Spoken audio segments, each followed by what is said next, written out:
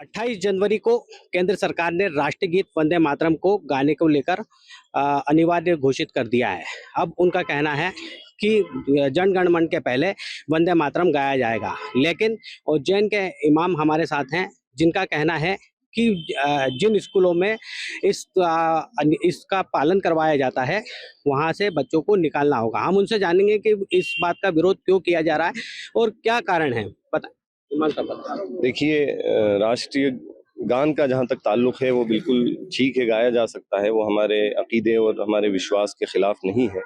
राष्ट्रीय गीत वंदे मातरम का जहाँ तक ताल्लुक है वो ऑप्शनल होना चाहिए, कंपल्सेशन नहीं होना चाहिए। उसको थोपा नहीं जाना चाहिए किसी भी फर्द के ऊपर या किसी जमात के ऊपर या किसी धर्म विशेष के ऊपर, क्योंकि हमारे हिंदुस्तान में हर तरह के मज़हब की आज़ादी के लोग रहते हैं। या एक खुदा को भी मानते हैं, एक से ज़्यादा लोगों को खुदा को भी मानते हैं।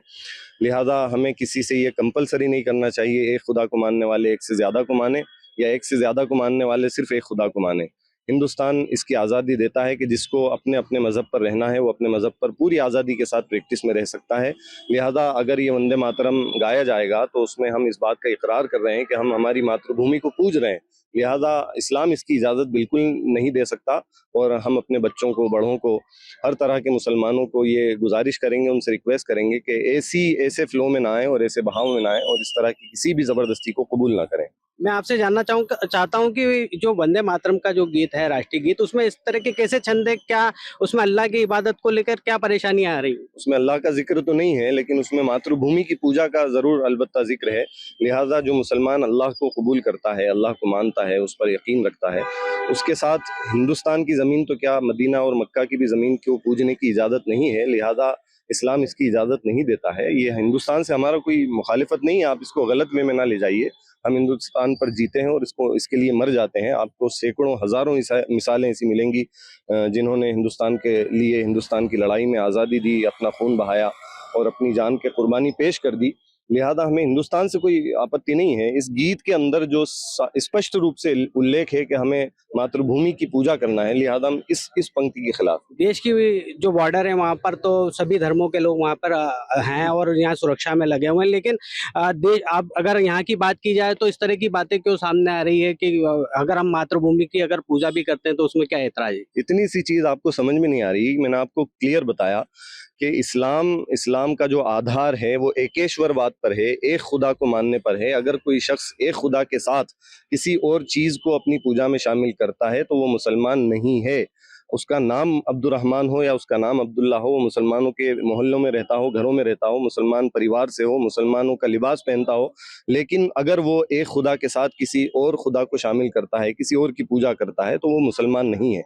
लेकिन अगर कोई राम प्रसाद या गंगाराम है और अगर वो हिंदू मज़हब में, हिंदू परिवार में पैदा हुआ, हिंदू परिवार में रहता है, लेकिन अगर वो एक खुदा को मानता है तो आस्था की बुनियाद पर वो मुसलमान है, विश्वास की बुनियाद पर वो मुसलमान है। जैसा एकेश्वरवाद हमारे वेदों में भी उल्लेख है इसका कि एक खुदा है, एक खुदा के साथ एकम ब्रह्म द्वितीय नास्ति, दूसरा कोई खुदा नहीं है।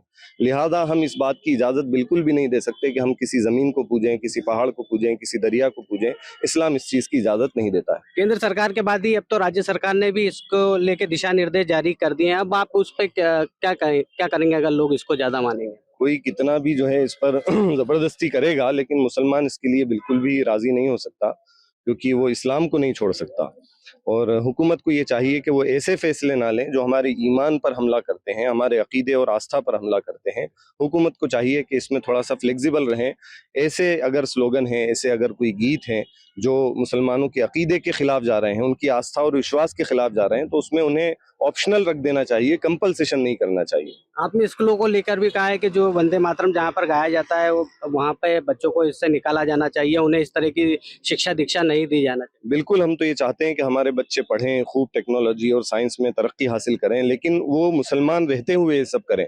अगर ऐसे गीतों को, ऐसे स्लोगन्स को मुसलमान बच्चों पर थोपा जाएगा या उनसे ज़बरदस्ती की जाएगी, तो हम हमारे बच्चों को, हमारे बड़ों को मशवरा देंगे कि ऐसे स्कूल्स में अपने बच्चों को बिल्कुल ना भेजें।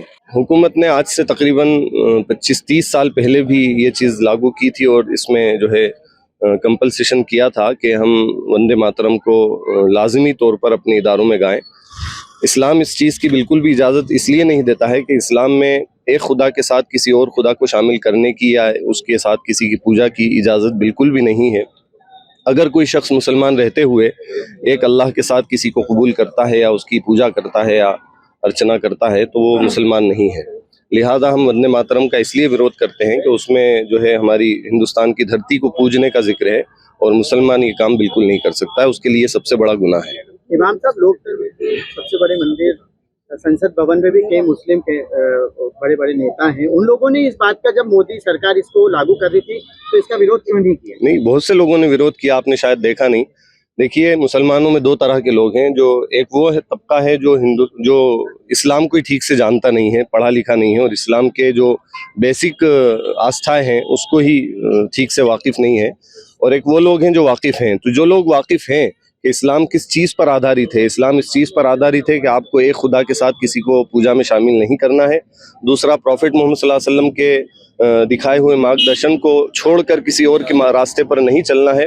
तो ये चीज़ें अगर कोई बगैर सोचे समझे या बगैर शिक्षा के या अनजाने में अगर कोई कर रहा है तो वो मेरे ख्याल से वो मुसलमान नहीं है। मतलब राष्ट्रीय गीत को आप धर्म का एक वो बनाकर इसको इशू क्यों बनाना चाह रहे हैं? राष्ट्रीय गीत, देखिए, ये असल में राष्ट्रीय गीत ज़रूर रहा है, लेकिन ये कंपल्सेशन कभी नहीं रहा। ये हर कोई कह सकता है, लेकिन इस्लाम में इसकी इजाज़त इसलिए नहीं है कि राष्ट्रीय गीत वंदे मातरम में धरती की पूजा का साफ तौर पर जिक्र है और मुसलमान अल्लाह के सिवा किसी और की पूजा नहीं कर सकता। राज्य सरकार ने भी लगता है कि इस प्रकार के आप जो बयान दे रहे हैं कि बच्चों को स्कूलों से निकाल दिया जाएगा, तो कहीं ना कहीं देश में एक बंटवारे की स्थितियां, जैसा आप बयान दे रहे हैं। बंटवारा हुकूमत चाह रही है। हुकूमत को पहले दिन से मालूम है कि यहाँ पर किसी को जो है जबरदस्ती नहीं की जा सकती कि वो अपने मजहब को छोड़कर किसी और की पूजा में लगे। में बैठे हुए शाहनवाज हुसैन और कई बड़े बड़े लीडर्स हैं जो मंत्री बने बैठे हैं, वो तो कहीं इस बात का कुछ जिक्र नहीं। मैंने आपको साफ तौर पर कहा कि देखिए, बहुत से मुसलमान ऐसे हैं जो इस्लाम को ठीक से जानते नहीं हैं। अगर वो अनजाने में इस्लाम को छोड़कर या इस्लाम के आधार को छोड़कर अपने रास्ते से भटकते हैं तो हम उसके जिम्मेदार नहीं हैं। तो एक फतवा आपको ये भी जारी करवा देना चाहिए कि बीजेपी में जितने मुस्लिम हैं उनको भी बीजेपी छोड़कर वो जो है बाहर हो जाना चाहिए, क्योंकि सरकार ने इसको लागू कर दिया है। वंदे मातरम तो उनको भी गाना पड़ेगा, संसद भवन में गाना पड़ेगा, राज्यसभाओं के जितने भी विधानसभाएं वहाँ पे गाना पड़ेगा। ऐसे फतवे देना हमारा काम नहीं है। तो आप जब बच्चों को ये कह सकते हैं तो इसके लिए भी कह सकते हैं। बच्चों को इसलिए कहेंगे कि हमें उनके ईमान की फिक्र है, और ऐसी गवर्नमेंट या ऐसी हुकूमत जो हमारे ईमान पर हमला करती है, हमारी कानूनी आज़ादी छीनती है, तो हम उससे अनुरोध करेंगे और उसके खिलाफ एहतजाज भी करेंगे कि वो हम इस तरह के फैसले वापस लें।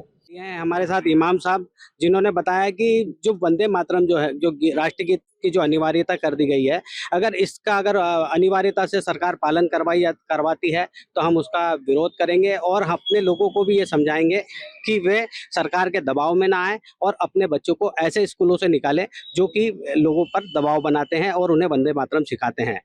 उज्जैन से अमर उजाला के लिए नीलेश नागर की खबर। आपके राज्य की खबरें, आपके शहर की खबरें सबसे पहले जानने के लिए देखते रहें अमर उजाला। चैनल को सब्सक्राइब जरूर कर लें और पाएं हर अपडेट।